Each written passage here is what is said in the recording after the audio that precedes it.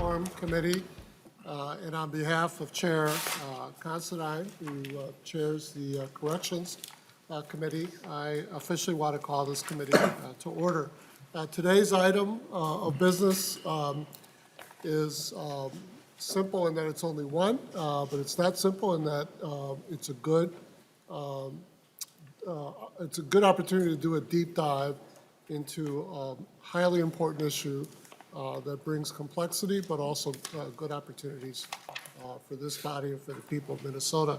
We're going to be hearing from the Office of the Legislative Auditor their report on prison safety and security. And for the public, there are copies of the report outside. So if you haven't gotten one, feel free to obtain one. And I suspect there are copies of the report also online at the Legislative Auditor's website. Let me just make a couple of very brief remarks. And by the way, what we're going to do, if it's okay with you, Chair, is to hear from the Legislative Auditors straight through. And then subsequent to that, we'll hear from the Commissioner of Corrections. And then I'll ask both of them to remain at the witness table, and then we'll open up for questions and answer. Just some very quick thoughts on my part. One is that it's absolutely appropriate that the state reflects its commitment to all Minnesotans, each and every one Minnesotans, when it comes to the issue of safety. We have Minnesotans that are committed to our our state prisons as a consequence of their actions and as they go through our criminal justice system. But in my mind, that does not relieve us of a responsibility that we have to all residents in the state of Minnesota, which is to work to ensure that their personal safety is enhanced and promoted. The other thought, quickly, members, is that as I anticipated the office doing this study, there was some conversation that kind of generally out here that we should only look at safety issues relative to one population that exists within our facilities. And a number of us early on voiced the importance of not doing that false dichotomy of human beings inside our facilities. The safety of our staff, our correction officers are vitally important, and the safety of our residents in the facilities are also vitally important. And I strongly suspect that, in fact, their safety is mutually intertwined. And so, for me, this is more than just a moral construct, although it is that. I think it's also very practical understanding of how we promote safety in whatever community shape has. And then a final thought, members, and think about this, please, as you engage with our presenters in questions, is for me just to share how proud I am of this committee and our work last year, where even prior to this report, we made some very strong commitments to properly, as best as we could, fund the infrastructure needs of our state facilities. Many of those investments tied to this notion of safety. Frankly, I wish I could say that that same commitment existed over in the other body, but as we saw from their report, from their bill coming forward, it certainly did not reflect that. And so I hope that as we engage in a good, honest, tough exchange here, that we also remind ourselves of the importance of maintaining that strong commitment as we did last year. So, yes, members, some of you, I'm going to out him. I haven't told him this. Some of you are aware that our good colleague, Representative Considine, made a public statement yesterday And I just want to acknowledge his pending retirement from our body. Chair Considine, I have to say it's been a privilege, truly, to work with you, to learn from you, and to take your guidance as we do this work. And personally, from me, you're going to be terribly missed in this body, and I thank you for your service to the state of Minnesota.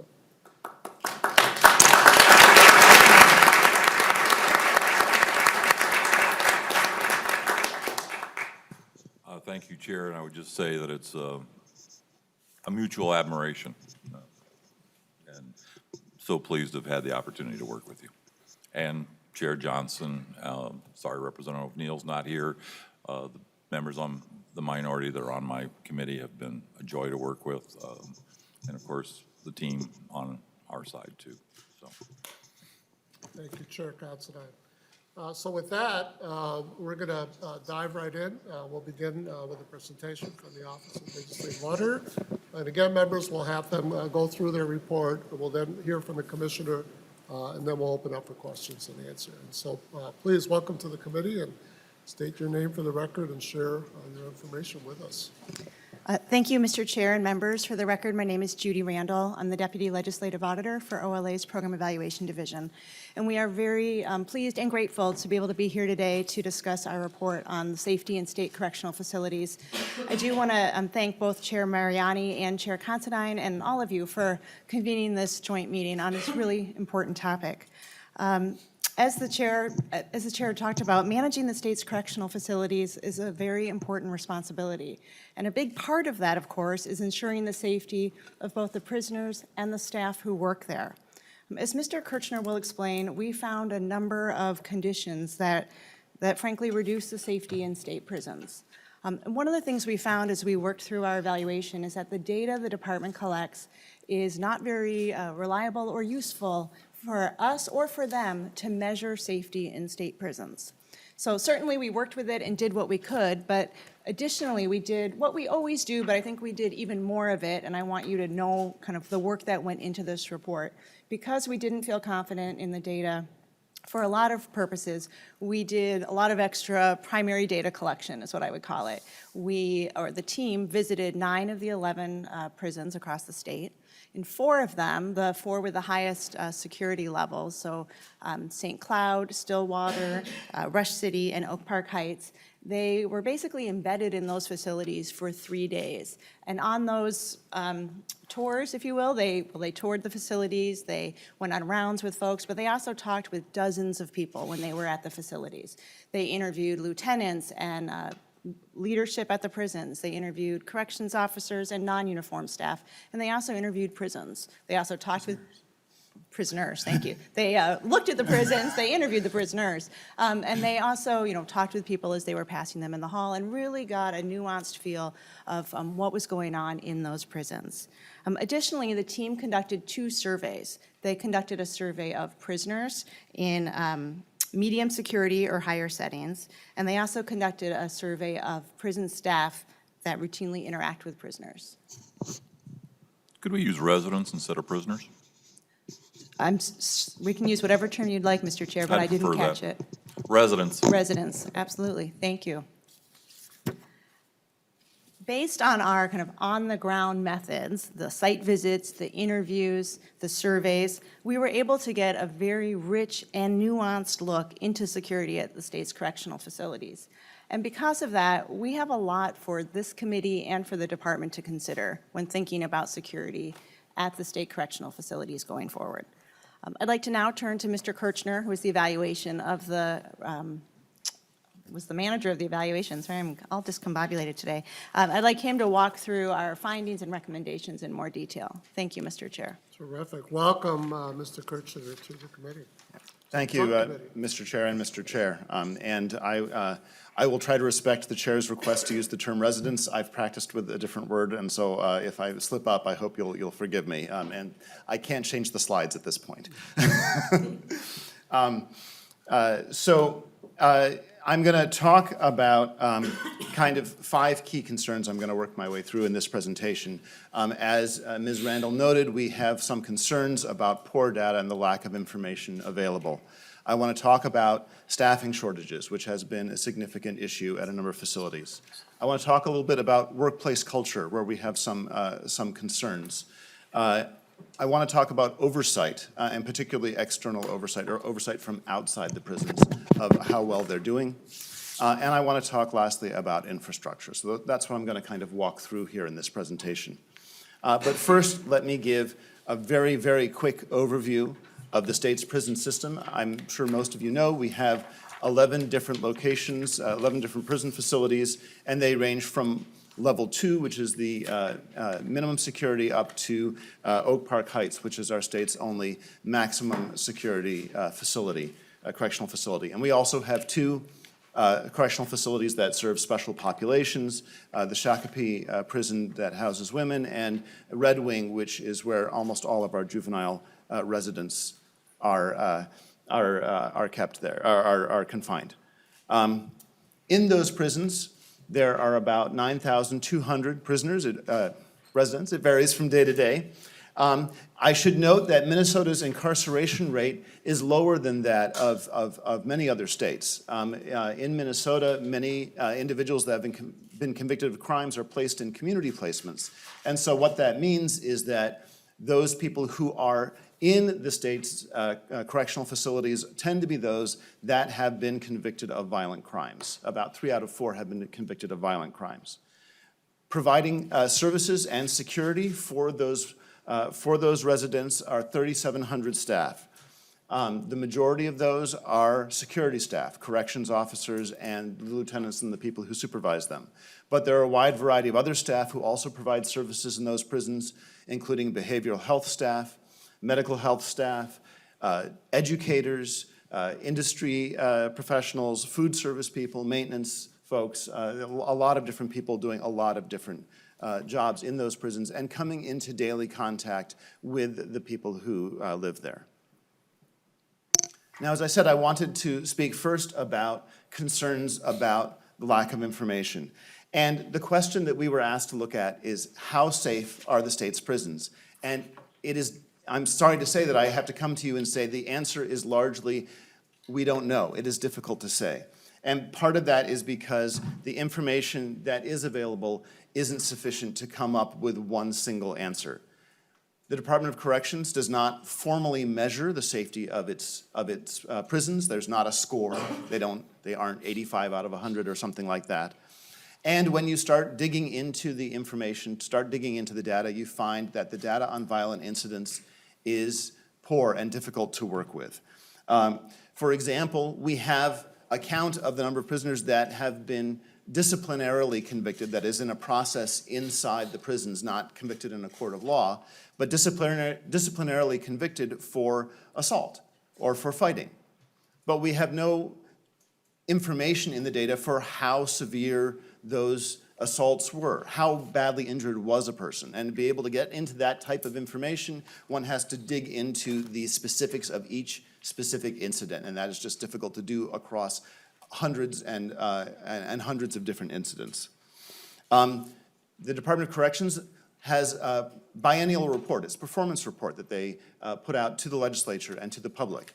And we can say that that report undercounts the amount of violence that occurs in prisons because it does not include fights, things that are classified as fights between prisoners. It includes convictions for assaults. And those are 2 different things in the data.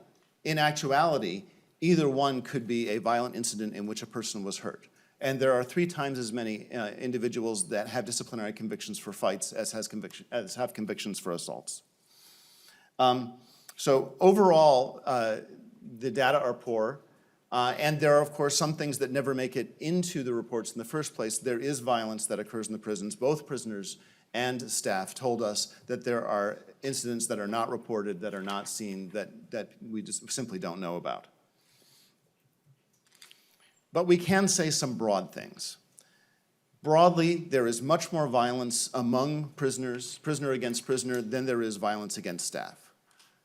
And we can also say that the violence among prisoners, broadly speaking, and we get this from looking at several different data sources and seeing that they all agree, that has decreased gradually over the last 4 fiscal years, as is shown by a chart of one of our sources of data on the slide.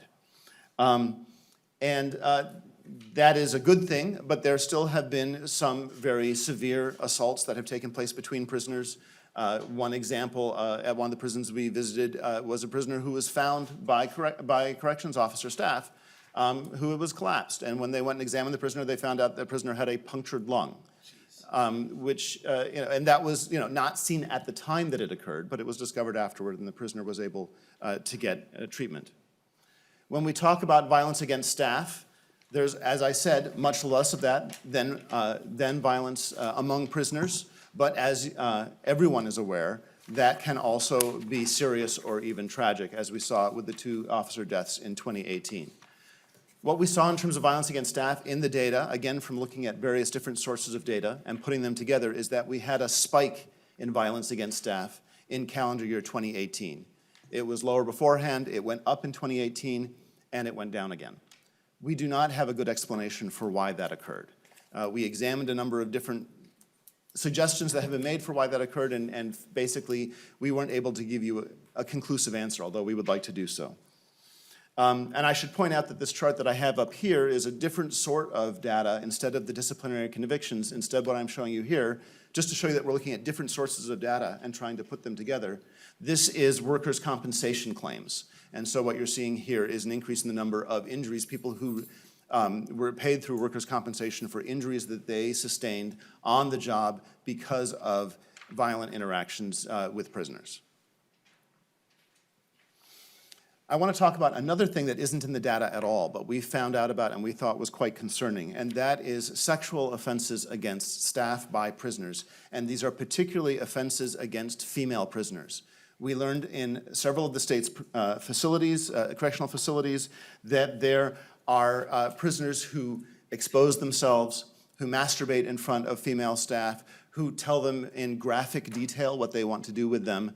And we heard this from staff, but it's hard to see in the data because this type of behavior is often lumped, or I should say it is lumped together with other categories of misconduct. And so I can't give you a count of how often this happens in any way, shape, or form. But it is something that we heard about quite a bit from staff, and particularly from female staff that work in the state's facilities.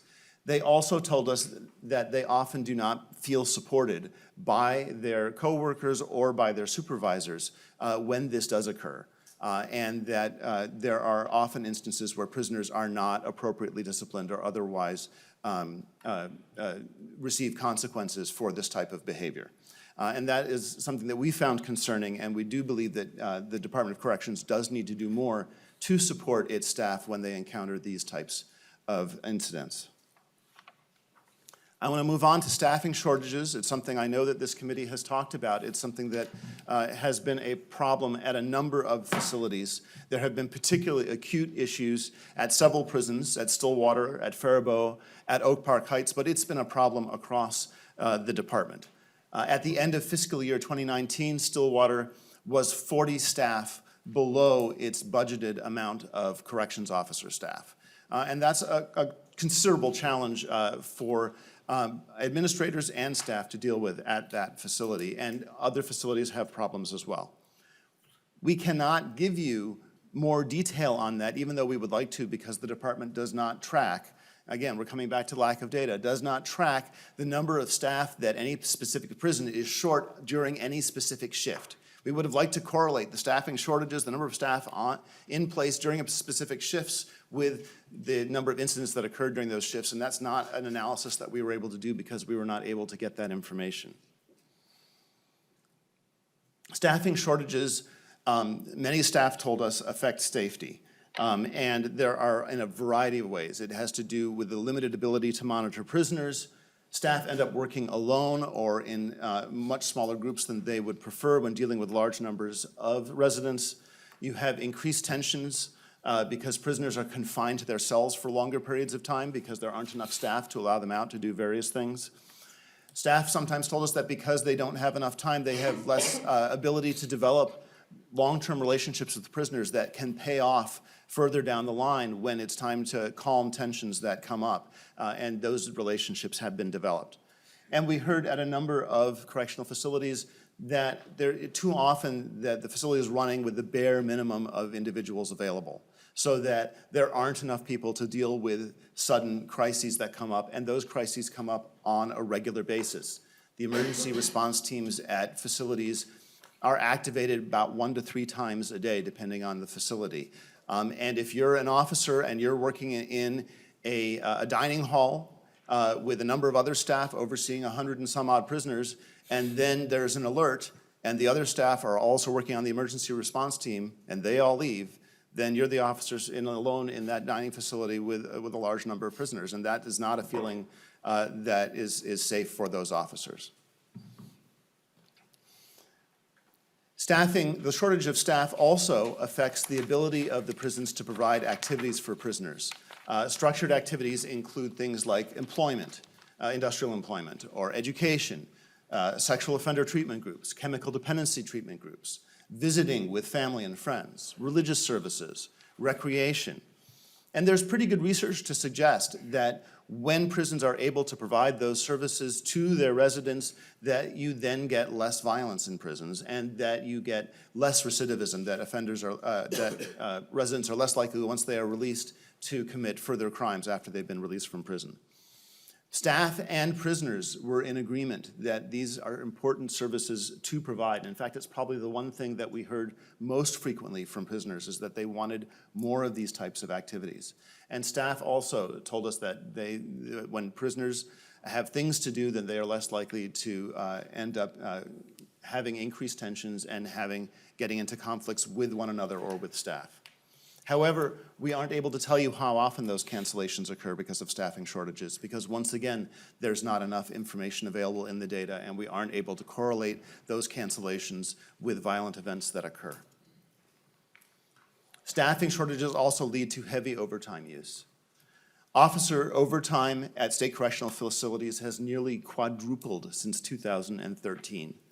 Several prisons are routinely forcing officers to work overtime. That is, they are requiring officers at the end of their 8-hour shift to stay at the prison and work another 8-hour shift, or sometimes perhaps a shorter shift. Staff and administrators that we spoke with overwhelmingly agreed that staff that are working large amounts of overtime, and particularly staff that are working large amounts of forced overtime, it affects their job performance. They are not able to be as alert. They are not able to do things as well as they can when they are well rested and they are not tired. So we have a number of recommendations for the Department of Corrections related to staffing. The department certainly should continue its ongoing efforts to improve hiring and retention. It needs to increase the minimum staffing level for shifts so that there are people available for those crises, those unplanned events to occur, because in fact, those unplanned events ought to be planned for because they happen all the time. And DOC needs to begin tracking the extent of the staffing shortages on a shift level, on its use of forced overtime, which it does not currently collect, and on how frequently prisoner activities are canceled. I want to move now to talk about a couple of workplace culture issues that we found to be concerning. We asked staff in our survey, is bullying and harassment a problem among staff at your prison? And 1 in 3 staff told us that it was. And those numbers were even higher. It was at 40% for female staff and for African American staff. We thought that was a very disturbingly high number of staff who told us that bullying and harassment among staff, this is not with prisoners, this is just interactions between staff, were a problem at their prison. Some told us some very affecting and difficult to hear stories of harassment and retaliation, either in our interviews at the prisons or in people who separately reached out to us over the course of our evaluation. One officer, for example, described to us a circumstance where they were working in a living unit and called for backup from the emergency response team. The emergency response team said, no, we're not coming, because of their perception that that officer had reported on another staff person.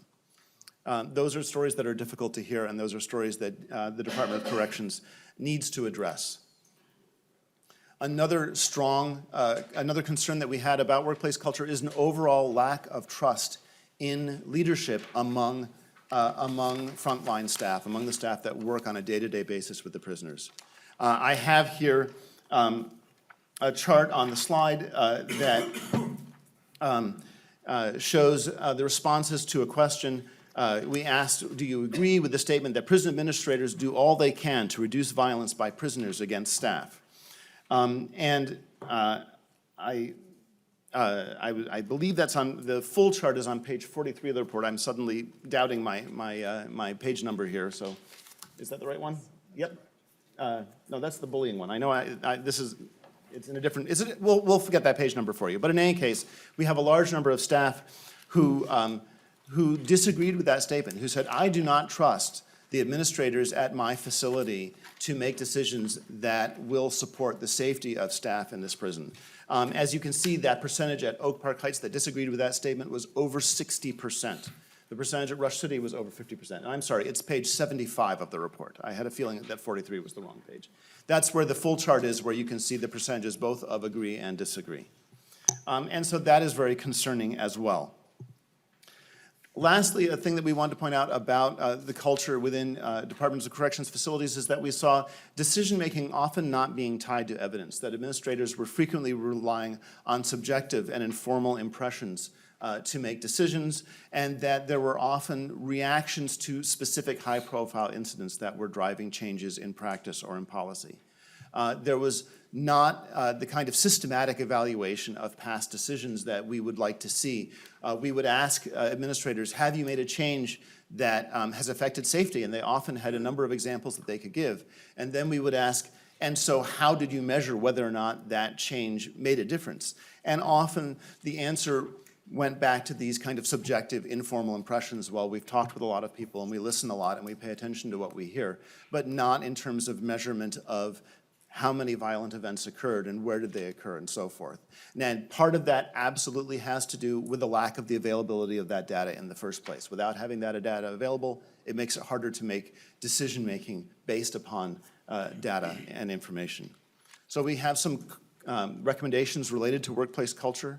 The Department of Corrections should take strong actions to address bullying and harassment among its staff and improve communications between administrators and the rank and file. And we encourage the department to move forward toward more systematic, more data-driven decision-making around safety. I have two more parts of my presentation. They're both a little bit shorter. I want to talk a little bit about oversight within the state's prisons, and particularly oversight from outside the prison. And what we found is that there's not a whole lot of systematic oversight from the outside of safety issues in the state prisons. County jails in the state of Minnesota are licensed and inspected by the Department of Corrections and have to meet certain standards that are in Minnesota rules. But that is not true for prisons. For many, many years, it has been the contention of the Department of Corrections that that requirement does not apply to state prisons, and it does not license its own prisons, with the exception of the juvenile facility at Red Wing, which falls under some different rules and laws. The Department of Corrections does do voluntarily a process called a security audit, which is kind of a peer review, where individuals from other facilities will all come together and go to a single facility and check out its security procedures. And we thought that those were actually fairly valuable. We read through a number of those, but they do not happen very frequently. The most recent one at St. Cloud was in 2011. The most recent one at Rush City was in 2013. So that's quite a long time between those security audits. And the other thing is that they don't really have teeth. There's no requirement in law or in rule that prisons have to address the recommendations that appear in those security audits. So we have a broad recommendation to the legislature that we think that the legislature ought to put into law requirements that the Department of Corrections have regular external assessments of prison safety using some form of defined standards. And you could do that either by drawing Department of Corrections prisons into the licensure requirements that are in state law already for the county jails, although you might have to change the standards a little bit because they're different types of facilities, or by putting the security audit process into law and perhaps giving it some teeth. Lastly, I want to talk about the infrastructure at two of the state's oldest facilities. St. Cloud and Stillwater, the living units in those facilities are the same living units that have been in place for over 100 years. And those living units create safety challenges that affect the residents that live there and the staff that work there. I have a picture up here on the slide. This is from Stillwater, and it's taken from the vantage point of where officers are stationed on the ground floor of a living unit. And as you can see, the difficulty of keeping track of what's going on in cells that are very far off to the side or up in those tiers higher and higher above is very challenging. There are cameras that staff are able to use to help them with that monitoring, but they do not build prisons this way anymore. And there's a reason they don't build prisons this way anymore. It's because it's challenging to be able to keep track of what's going on in those locations and in those cells. And when there is a fight that is happening in a cell, and maybe it spills out onto the walkway that goes in front of the cell, and now you have prisoners that are fighting with each other 30, 35 feet above a concrete floor with the railing in between. And you have staff that are responding to that fight and that are racing up to those walkways to try and separate those prisoners and to keep everyone as safe as possible with that drop that is just there to the side. It's not the way that prisons are built anymore, and it's not the way that we should be keeping prisoners in the long term.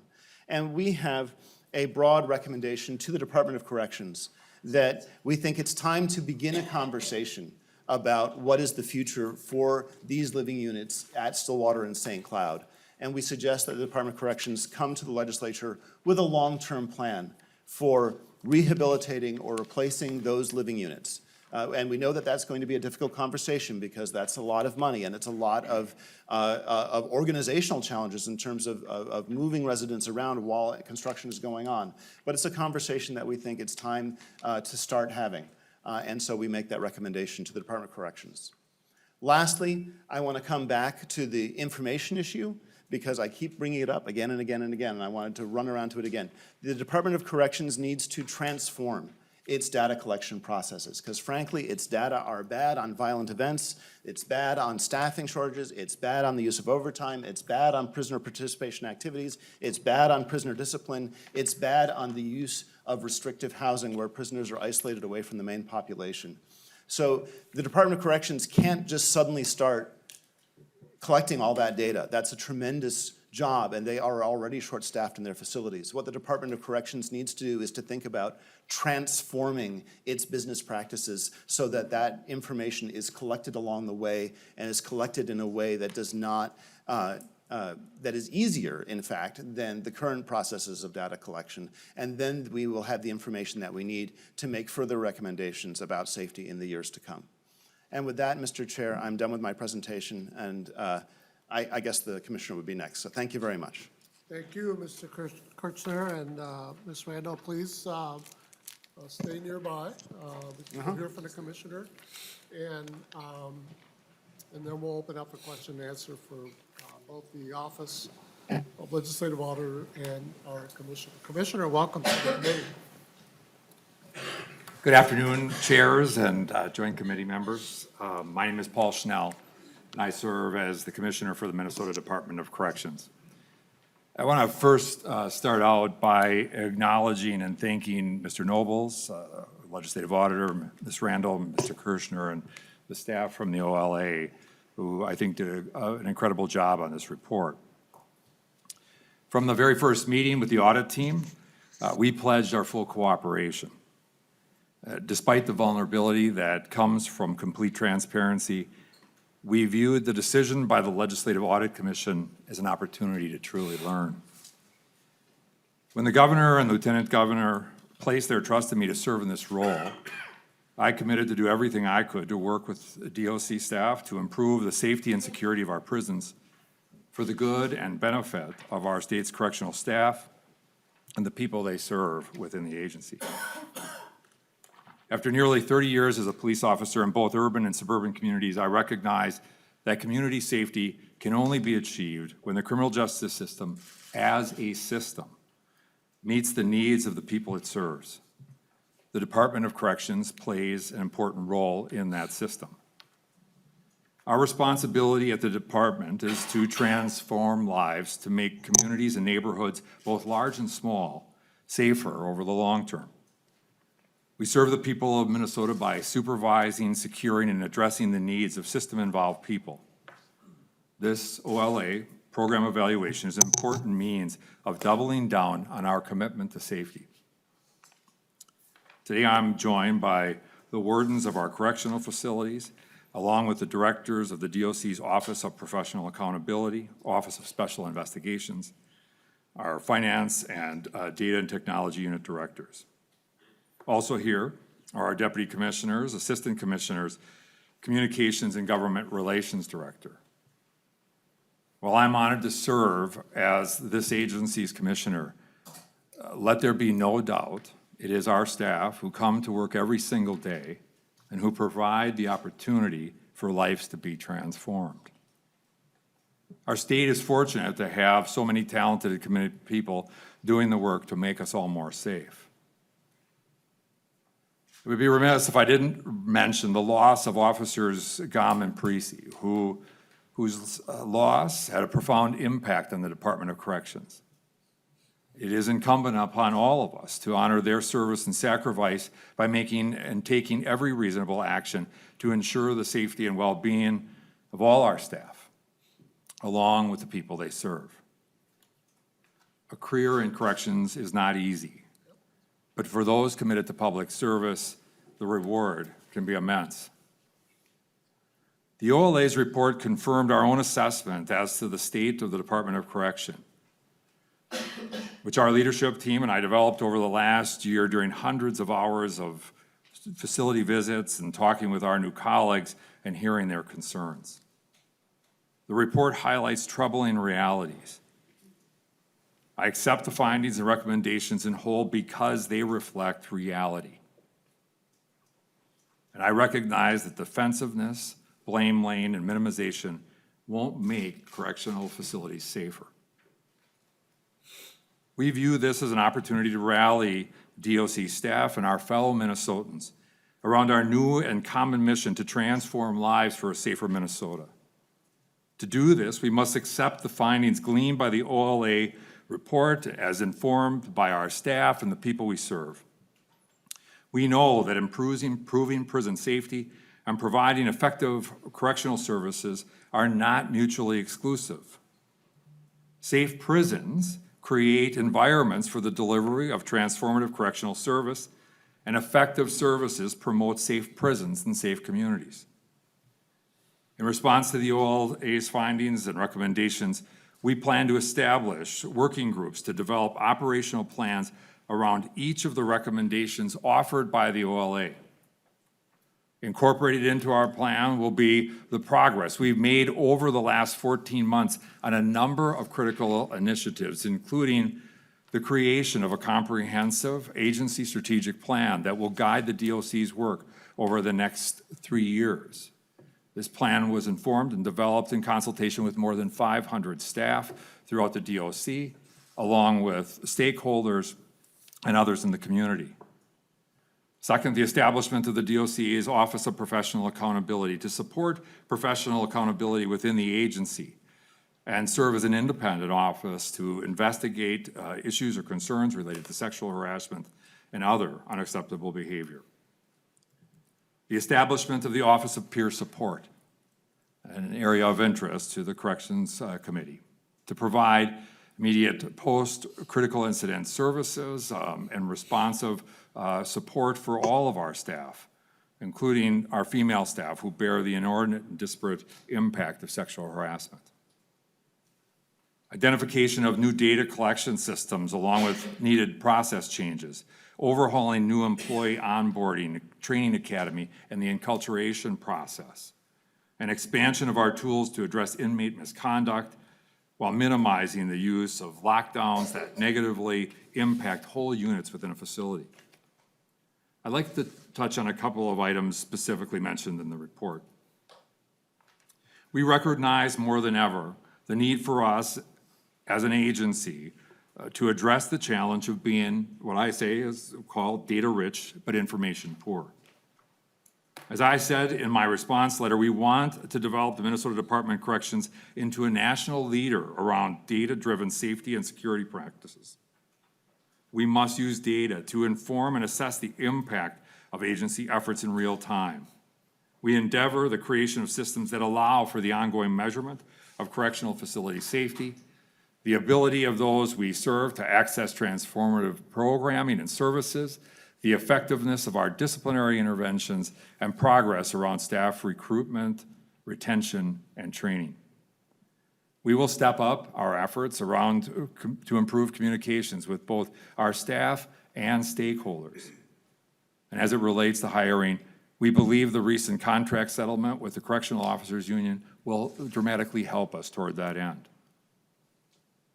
Some of the hardest information to read in the report was the feedback received from our women colleagues who experience sexual harassment and are, more frequently than their male counterparts, exposed to sexual misconduct. Similarly, the concerns raised with regard to a culture of bullying, harassment, and retaliation among and between staff at all levels must be recognized for the negative impact on our mission. To the women serving in the DOC whose sexual harassment and exposure to indecent sexual conduct in our prisons was dismissed and minimized, and to the DOC staff who were subjected to bullying, harassment, or retaliation, I tell you I am sorry. And I'm committed to changing that. If we endeavor to transform the lives of those in our prisons, we must also model and expect respectful treatment of each other.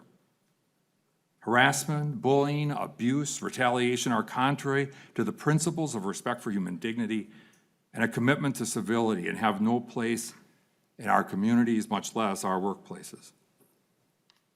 As I close, I want to remind you of something I've said many times over the past year. 95% of the people in Minnesota's prisons will one day get out. They will live in cities, small towns, and rural communities across our state. When they do come out, our state's collective interest is for them to come out successfully, to be pro-social, contributing members of our communities. We want them to be good neighbors.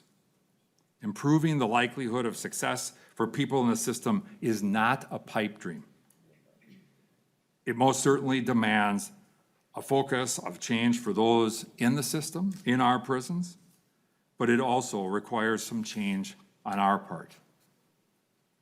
Nearly every organized religion calls believers to recognize the possibility of redemption. And yet as a society, we struggle with trying to determine when a person's punishment is complete, how they become whole. If we want the people to leave our prisons as good neighbors, we must do all we can to have the services we provide lead to the development of good neighbors.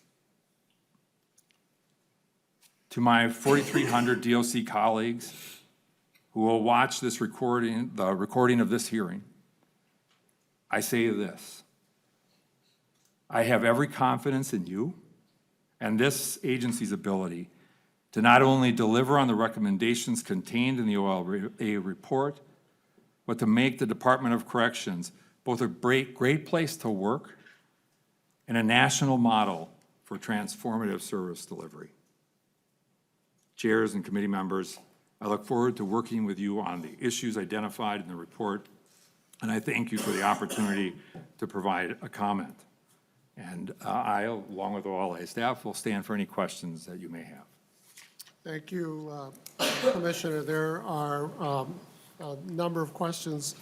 For sure, I have several, but let me just make some quick, very quick observations, and I'll ask a question or two first. One is I want to express my appreciation to the spirit of openness and ownership and the verbal public commitment to change that you just made, that you've demonstrated prior to this and at this hearing as well. I look forward, as I suspect my colleagues on all sides of the aisle here are as well. I look forward to working with you on a very big and vitally important issue. So thank you for that. I do also want to express my gratitude to the Office of Legislative Auditor, and we do have our Legislative Auditor here, Mr. Noble. It's been one of my distinct privileges to have served with you for so many years. Thank you for the objective, thorough, open-eyed work that you provided to this legislative body. I do want to acknowledge our wardens. I'm just wondering if maybe, if they're here in the room, maybe they can just stand so everyone knows who you are. I haven't met you all, but welcome. Thank you. I've met some of you, and it's good to see you here today. Thank you. Thank you for the work that you do. And then I also want to acknowledge our brand-new ombudsperson for corrections, Mr. Mark Hasse. There he is. I was told you were here, but I couldn't find you. Welcome, sir. Your work, and your staff here as well? Oh, general staff, but let me just hold on. I just to comment, your office, no doubt, is going to have to play a pretty big role in the coming months and years relative to this agenda. Please let us know how this body can assist you in that work. Thank you, Commissioner, for taking the lead along with Chair Considine, to bring us back this office. And as the Chair pointed out, we also have staff here, and I suspect that's quite a few folks from our facilities. I'm not sure who's all here, but I suspect See a couple in uniform. correction officers, and welcome. Thank you for your work. So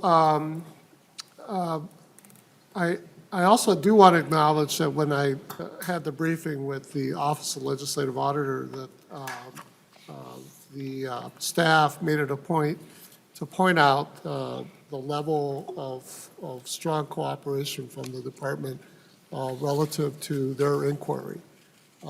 We have great state departments in this state. I don't think there's an office that doesn't cooperate strongly. But for me, having been around many years, just to hear the level of earnestness relative to the cooperation rendered by the office was a very telling piece of information. Let me ask a couple questions very quickly, then I'll open it up. And actually, my first question is back to you, Mr. Kirshner and Ms. Randall. When we met, I had raised the issue of training, and so I'm wondering if you can just share, just quickly, what you shared with me back then, and anything else that's salient relative to the issue of staff training relative to safety. Thank you very much, Mr. Chair. There is a lot in our report, and I had to leave a number of things out of the presentation. But one thing I should not have left out of the presentation, if you'll indulge me, is I did not introduce the other members of the team that worked on this evaluation. It is a team effort, and I want to acknowledge Caitlin Zanoni and Tavis Layton, who are sitting behind me, for their strong work on this evaluation. With regard to training, we did ask staff about training, and we heard from staff across the board that they want more. And specifically, there are two things that we heard. One is that there's a strong desire that non-uniformed staff, that is staff who are not corrections officers, have the opportunity to have self-defense training on a regular basis. The current, and I shouldn't say the opportunity, but they should be required to have it on a regular basis. Currently, they have that training when they first go through their orientation at the very beginning of their careers at the Department of Corrections, but then they are not required to see that training again. And a lot of them, it's been many years since they've had that training. And so there's strong support across the board for those non-uniform staff to have self-defense training on a regular basis. The other thing is that corrections officers told us that they do not feel they receive training frequently enough on the core trainings that they need in order to prepare to deal with violent conflicts between prisoners or when prisoners assault staff. Those are incredibly important skills because you have to have them ready and be able to use them at a moment's notice and sometimes very unexpectedly. And having those trainings occur frequently helps to keep those skills very sharp. Right now, the process is you receive a refresher on those trainings every 2 years. And staff thought that that was not frequent enough, and they really strongly wanted to have those trainings much more frequently. So it is one of our other recommendations in the report is that the department look to increase the frequency of its training for staff and how they deal with violent conflicts. Thank you, Mr. Kirchner. And that makes intuitive sense to me, particularly as I interact with law enforcement and security personnel, to be able to have a full array of tools available, particularly, especially when confronted with a violent or potentially violent situation, so that we don't inadvertently, for instance, wind up escalating a situation. And it seems to me that that is something that we have to constantly go back to the well of replenishing our thoughts and our knowledge and our practices. Thank you for that. Commissioner, my question, I have many, but one very issue that really captured me right away was this, painting a picture of a, as you put, as you described, data-rich, information-poor environment. And you opened up by talking about systems. And I think many of us, I do, wrestle with what we need to do to cultivate and tend and arm equipped systems in addition to what we need to do with individuals. And of course, those are not, completely separable, but data is one way in which systems can be shaped and reshaped and redesigned to reinforce individual behavior. And so the Office of Legislative Auditor talked about critical decisions that are heavily made based on subjective experiences, which are important, however, not often made based on objective analysis of data. So this could be a really long answer, but just, we'll have more of this to come, no doubt, in both Chair Considine's committee and in future hearings. But what models can we draw from that you would be looking for in terms of, and these are my words, you tell me if I'm wrong, redesigning our data culture and mechanisms at the Department of Corrections. Are there models out there? I'm told, quite frankly, that this department is not alone relative to this issue relative to other states. We often look to other states, just to borrow ideas and adapt them. But just very quickly, what are your thoughts initially relative to this big, I think what's going to be a big turning relative to the issue of being a much more modernly data-centered department? Mr. Chair, thank you. I think we certainly agree with OLA's finding here. We know that the systems we use are disparate, in some cases paper, which makes the management of data much more difficult. As we think about what the systems need to be, we want to make sure that we're developing systems that we are not having multiple inputs. People are doing different things at different times, that all of our facilities are using consistent practices so that we can make generalizations about what's happening both within a given facility, yet and as well across our agency.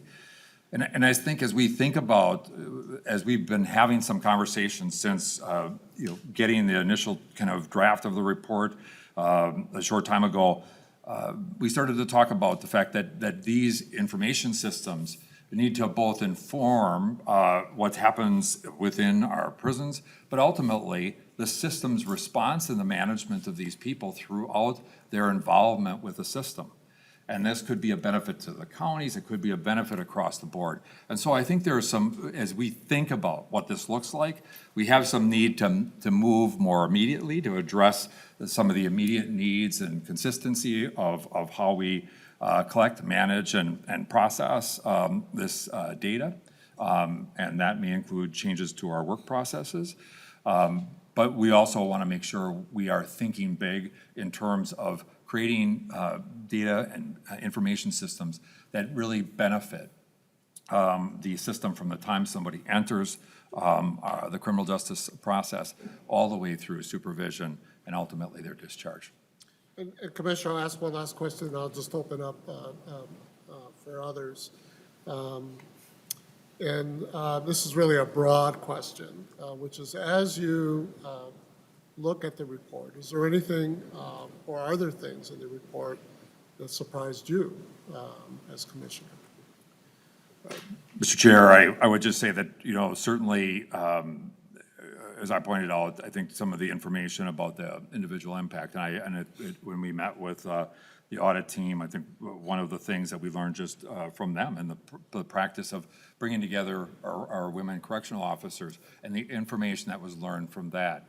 And we think we think there's some opportunities for us to bring different groups of people, officers together, because I think we have to recognize the experience of working in our facility is different for different people, whether it's across gender or race or any number of different factors that could be present. And we think there's valuable learning there.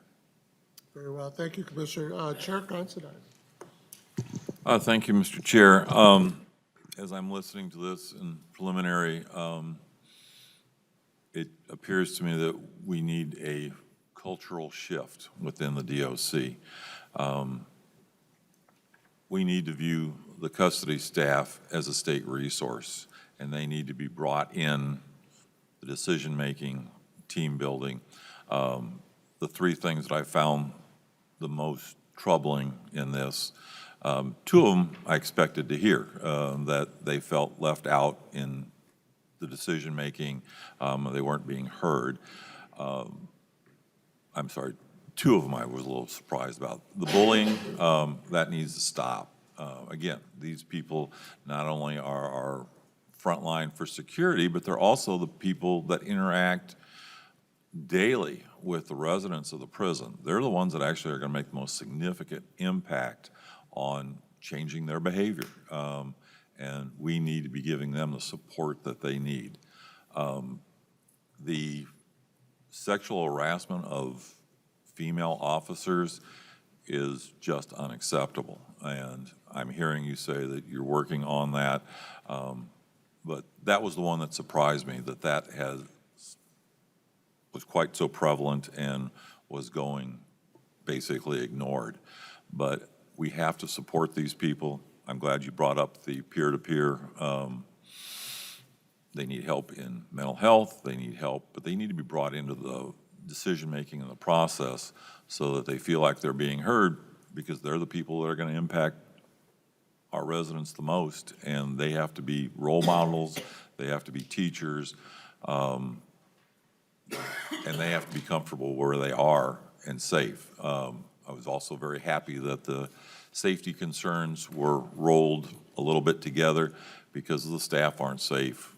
The folks that are living there aren't going to be safe either. So there are some cultural shifts that we need to do, but I think that starts with looking at the line staff as a resource that has been underutilized and needs to be brought into the picture.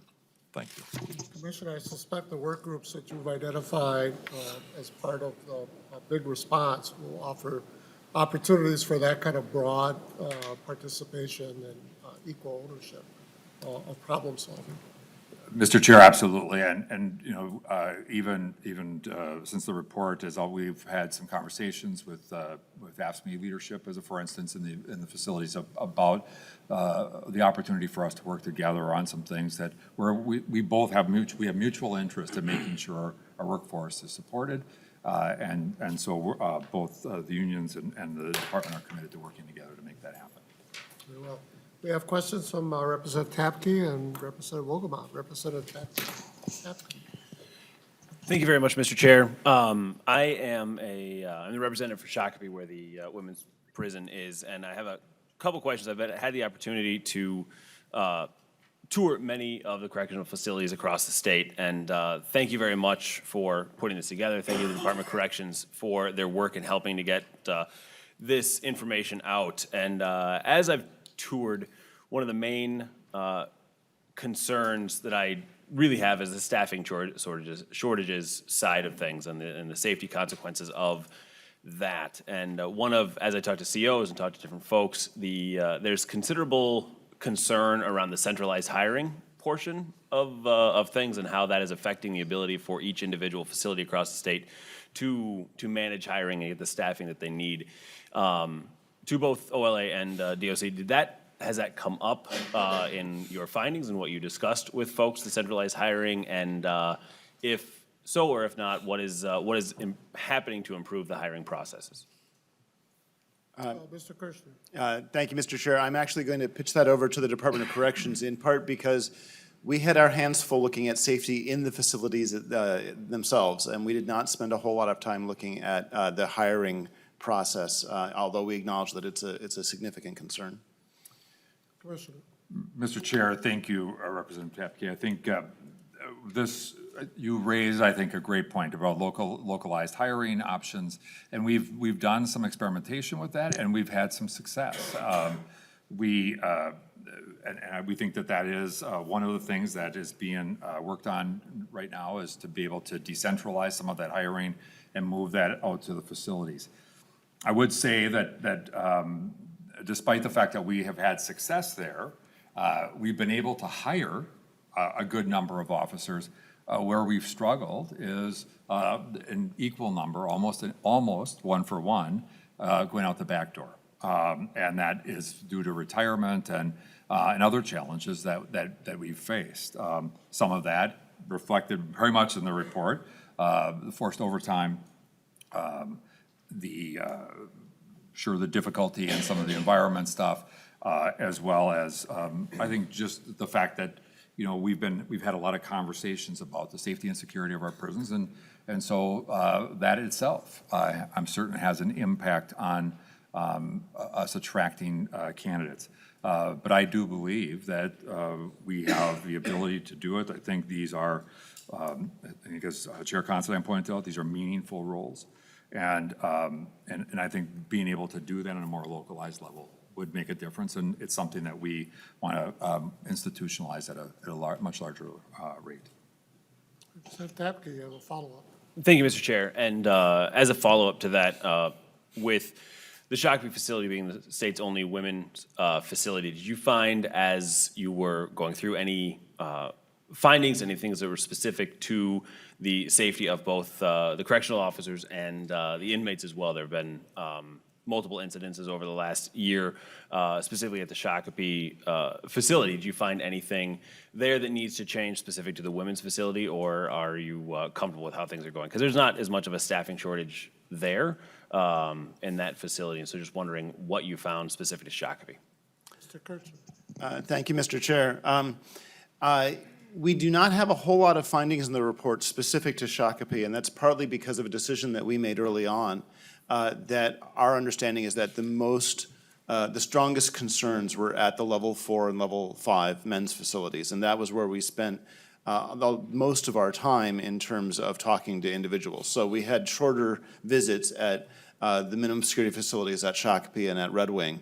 And so we have fewer specific findings for those particular facilities. I will note, however, that there are a number of different charts in the report where we break down information by prison, and you can see how Shakopee ranks up against the other prisons on a variety of the different things that we looked at, particularly in terms of the responses to the survey, but in some other places as well. And we also, if I recall correctly, in a couple of the exhibits that involve the surveys of prisoners, we broke out Shakopee, specifically those prisoners' responses, because we felt that they had a different experience than the prisoners that were in the men's facilities. And so I direct you to look at there are a number of places in the report where you will see some specific things. But broadly speaking, we spent a lot more time at Oak Park Heights, Rush City, St. Cloud, and Stillwater.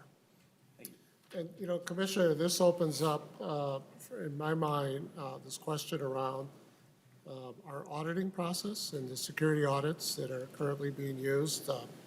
I was struck that apparently no security audit have been done since 2011, and it sounds like they don't happen very often. This also can be the topic of a long conversation, and will be. But just very quickly, your reaction and response to openness relative to modernizing our auditing process of our state prison facilities.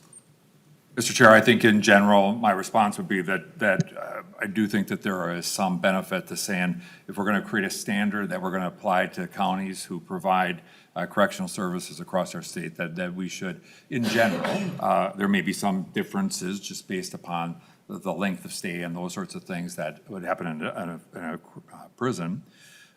We should apply that standard to ourselves. I would also just add that we had, the agency had moved toward ACA accreditation. I think the report talks about this, American Correctional Association. And we went through accreditation, creating standards. But one of the things that we found was that process really became overwhelming and was itself consuming a lot of staff time to the point where it pulls staff from being able to do their day-to-day work. And so how do we create a mechanism that assures compliance with a reasonable standard?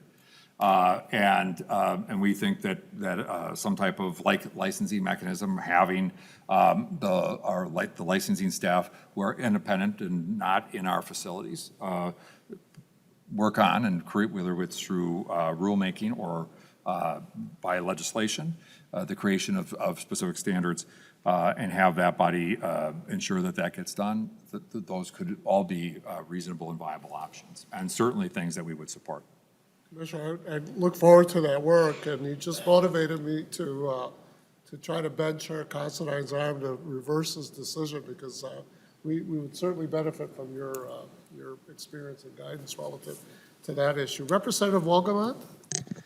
Thank you, Mr. Chair. And then Representative O'Neill. My question is for the Office of Legislative Auditor. I'm proud to serve the brave men and women who work at the St. Cloud Correctional Facility, and our whole community felt the pain of the spike in violence against staff that took place in 2018. So I was really frustrated and disappointed to hear today that you didn't really have any causes or any conclusions on what caused that spike. And so, Mr. Kershaw, I was wondering if you could explain to me and to the committee how you reached that conclusion, that there were no causes for it, and if you have any educated explanations for what caused this spike in violence against our staff. Mr. Kurtz. Thank you, Mr. Chair, and thank you for the question, Representative Wolgamott. I agree that it is very frustrating. And one of the things that is the most puzzling about the spike in violence against staff that happened in 2018 is we did not see a corresponding spike in violence among prisoners. And most of the explanations that one might look at as being something that would explain, if you have this, then you have more violence, you would expect to also see an increase in violence that's occurring among prisoners, because we know that much more violence occurs between prisoners than occurs against staff. And so having that, as you saw, a very kind of almost straight line, slightly downward trend in terms of violence against prisoners, and then you have this, this spike that happens with regard to violence against staff, it is puzzling. And it makes it hard to come up with anything that, we looked at a number of things that people have raised, and some of them we couldn't test because the data weren't there. As I said, we wanted to look at, does this happen more often when shifts are short of staff? And we couldn't quite get at that. Does it work more often when there are more staff that are forced to work overtime? Again, the Department of Corrections does not distinguish between voluntary and forced overtime in its data, so we couldn't look at that. So there are a number of things we could not look at. But even if we had been able to look at some of those things, we still would have had the puzzle of trying to figure out why it only made a difference with regard to violence that occurred against staff and didn't make a difference with regard to violence that occurs among prisoners. And that, frankly, is a puzzle to us. And we don't have, but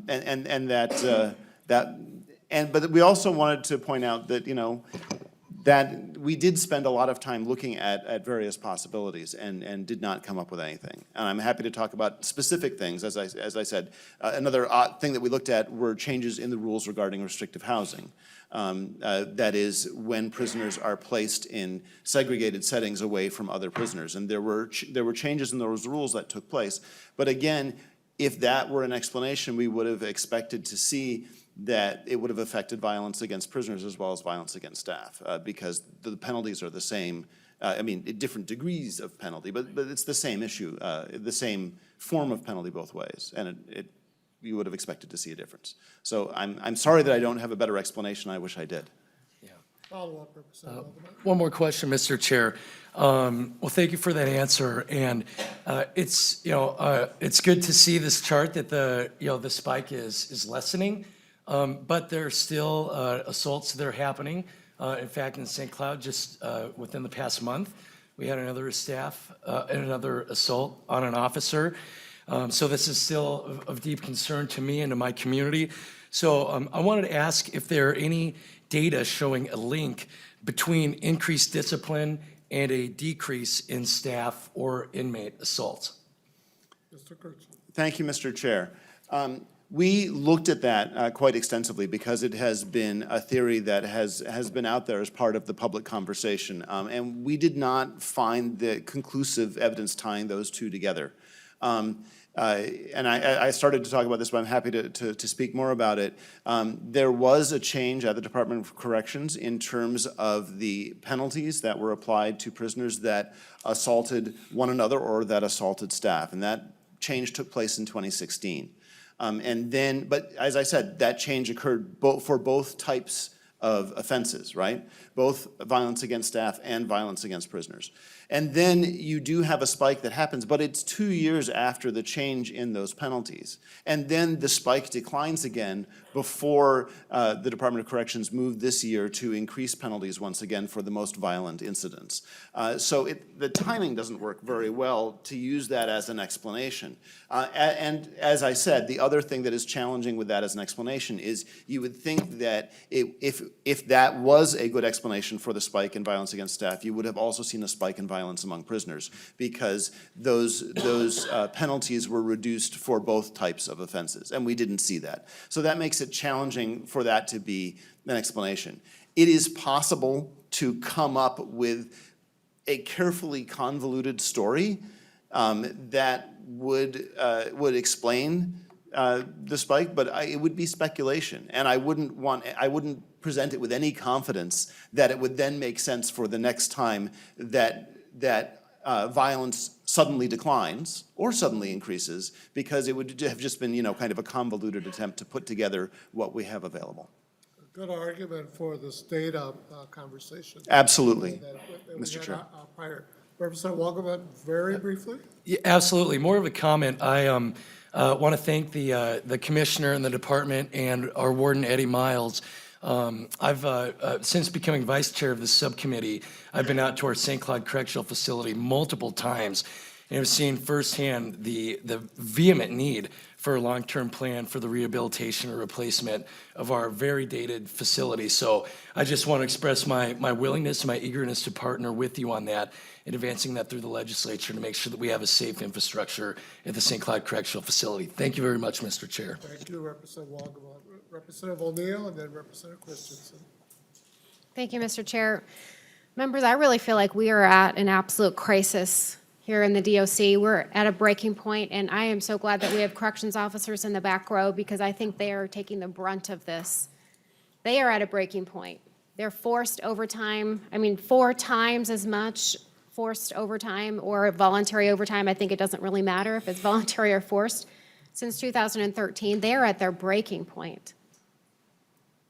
And you got to stop the bleeding. Yeah, we can look at data, we can look at this, we can look at that, but right now we need to stop the bleeding.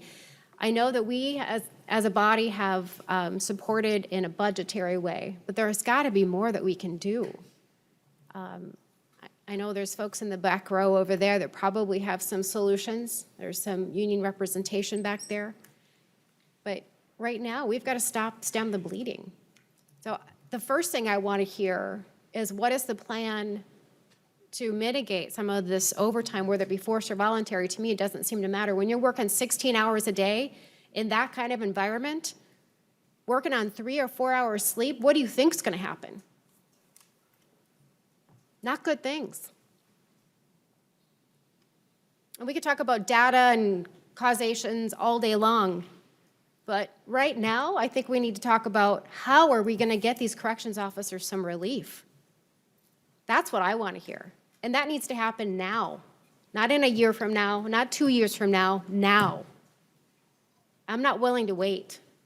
So whatever we need to do, it needs to happen right now. And of course, it's in our 4 and 5 level, the most stressful prisons, that's where they're at their breaking point. So that's what I want to hear from the commissioner. What are we going to do right here, right now, to give some relief to the poor corrections officers that are working 16-hour days on 3 or 4 hours sleep, day after day after day? What are we doing right now? Commissioner, we've had some of this conversation in prior hearings, but please. Mr. Chair, Representative Neal, I feel that same sense of urgency. I think you know that from the conversations we've had.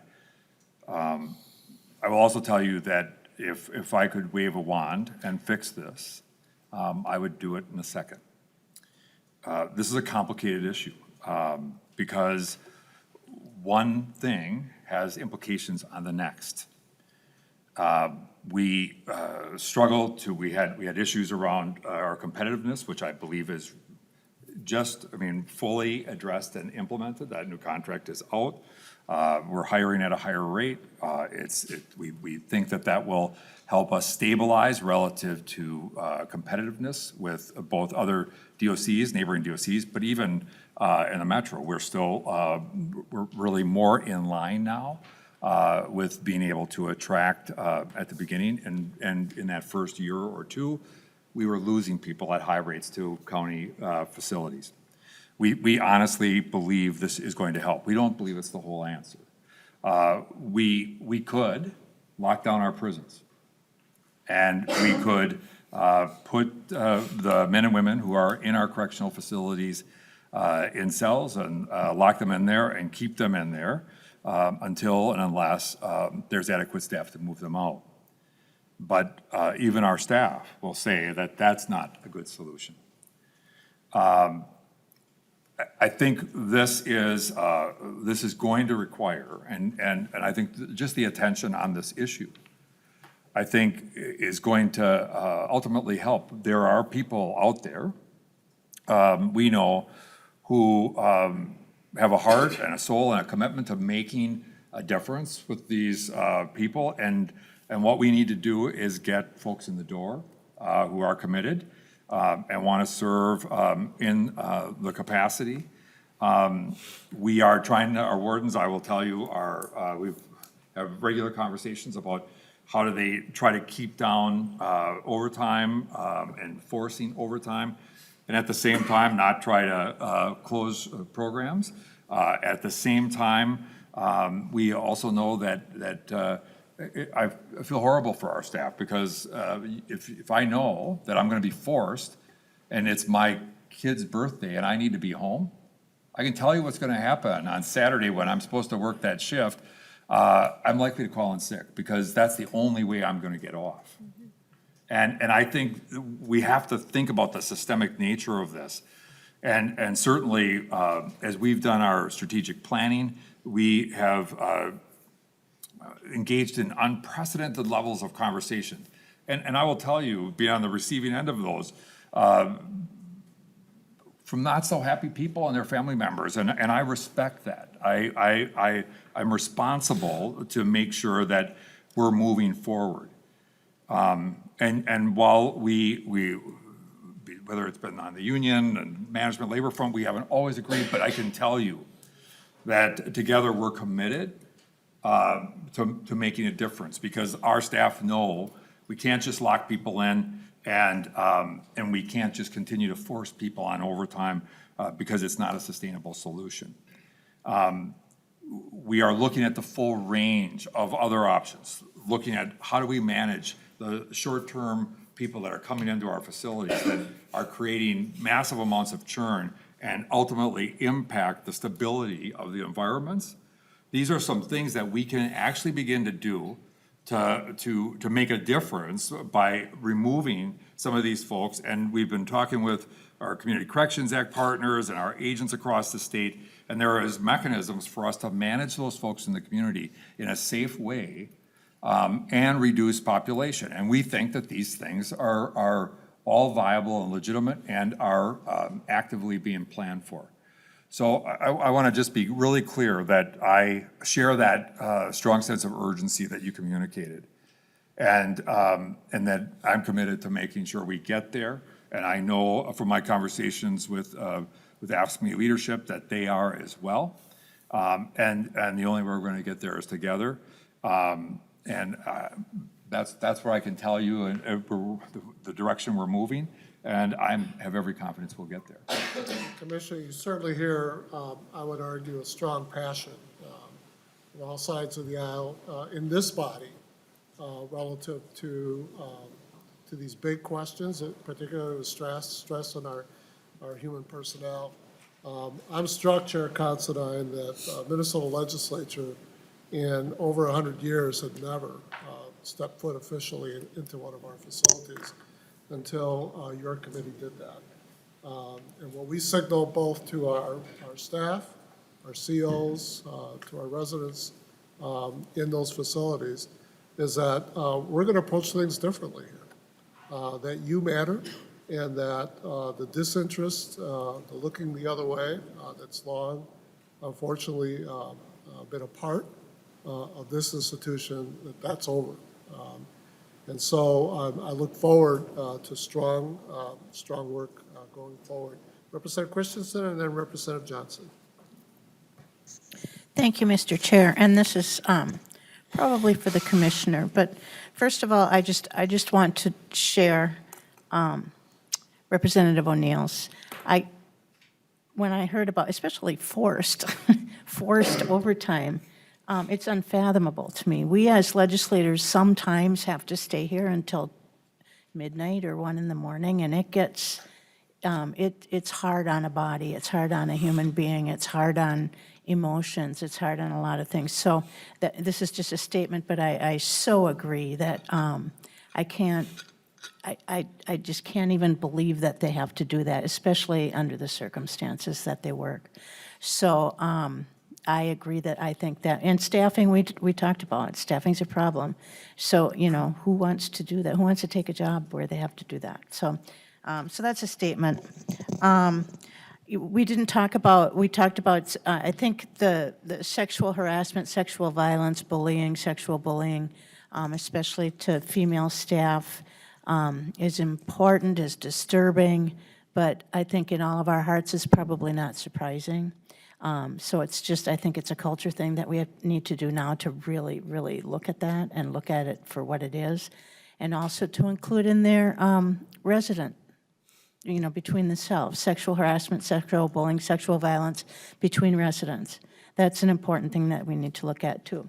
And then I realize we're getting close here, but I'm in Stillwater, and our building in Stillwater also is old. And so I was going to make this a question, but I can make it a statement, and I would like to work with you, as Representative Bogelmott said, that I'm very interested in infrastructure plans and what that would look like and what that's going to do for our facility, not only in Stillwater, but just the DOC in general. So thank you very much. Very, very informative and interesting findings that we've got here, and I think it's the starting point for a lot of good things to happen. So thanks so much. And I suspect, Commissioner, that first of all, I know building prisons or rehabilitating prisons is not a cheap thing, and I suspect that the politics are not good to step forward on something like that, regardless of what party one is from. Our history speaks for itself. When I first stepped into Stillwater many years ago, and then several years later, I saw the movie Shawshank Redemption. I could have sworn they filmed it, over at Stillwater.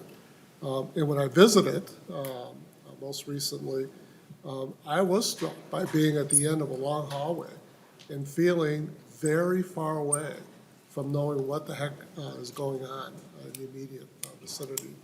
And so the challenges that we face, it seems to me, are big, not only in terms of what exists, but what we are probably morally and from the point of view of safety even, just that, called to do.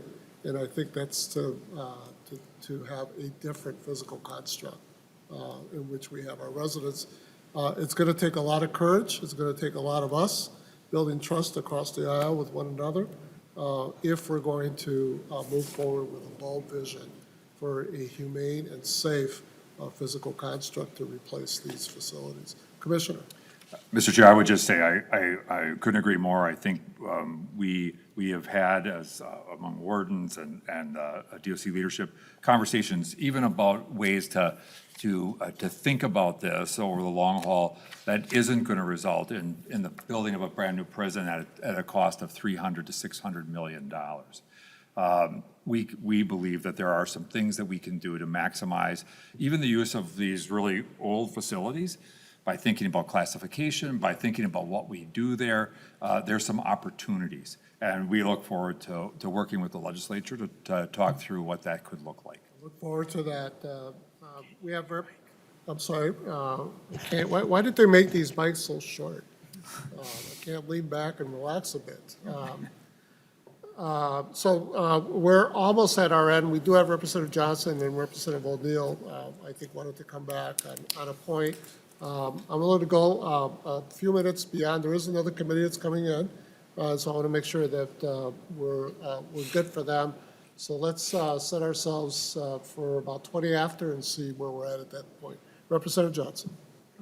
Chair Mariani, first of all, I would like to thank the corrections officers that are here. The work you do is very valuable to this state, and going through this report, I apologize from the state for what you've had to go through. This report does not paint a very good picture of what's happening in our correction system. Commissioner Snell, I believe you have a lot of work to do. The one thing I noticed between from Stillwater, which is about a 35% lack of trust in leadership, to Oak Park Heights, where it's 63% lack of trust of the leadership, you have your hands full. Need to really take a good look at what's going on. The non-support of the staff by the supervisors is unacceptable. Those guys over there are wonderful. They need to be treated respectfully. The abuse that they've taken, and I'm not hearing it's not only from the prisoners, sometimes it's from other staff, and nothing's being done. And I hope those supervisors that are supposed to take care of that are held accountable. We have talked about the spike in 2017, where we went up over, for the second time, over 100 assaults on staff. But what we haven't talked about at all is in this last half of biennium, we're at 104. We're at a pace of over 200, close to 210 assaults on staff this biennium. We need to end that. We need to end it now. How we do that, that is up to you and your staff to figure out how to do that. As a legislature, we don't micromanage your departments, but I can say this. In the past, this decisions that was made, and it's right in the report, that there was never an evaluation of those decisions as were they effective or not. We need to start taking a look at the decisions we make. Are they effective? Are they not? To make sure that each one of those staff members goes home at night, that they're not spending the night in the hospital or making a trip to ER because they were assaulted.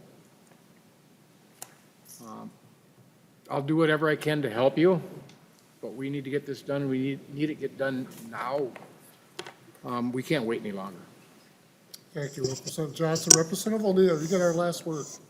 Thank you, Mr. Chair. Just very briefly, I just wanted to stand up for all of the female corrections officers that were encountering all kinds of sexual harassment and worse. And I just want to make a statement that if you tolerate it, it'll continue. So I hope that you move forward with a no tolerant policy where if a inmate is doing those sexual things to or in front of or whatever, a female officer in particular, because that's their target, that there are repercussions for that, because I think whatever you tolerate, that behavior will continue. So I would ask you on behalf of all the female corrections officers that have endured that in particular. There hasn't been that voice yet, so I wanted to make sure that was said. Thank you. Commissioner. Mr. Chair, Representative O'Neill, as I said, I apologize for that on behalf of myself and our department, and I will make every commitment to make sure that that gets wholly addressed. I just want to provide one clarification. I think the assault data information that Representative Johnson, we have some difference in some of these assault numbers, and I think we have to be really careful about how we categorize things as assault, as we talked about in one of the previous committee meetings. Anything that happens relative to our staff is unacceptable, but as we talked about, there is this continuum of experiences somebody can be spit on, which is always unacceptable. But it is a very different experience, and our response to that, depending upon if that spittle gets on a person's pants or versus on a part of their skin or their face, those things really do make a difference. And we have to look at this across the continuum and reject all of it, but be proportional in our response.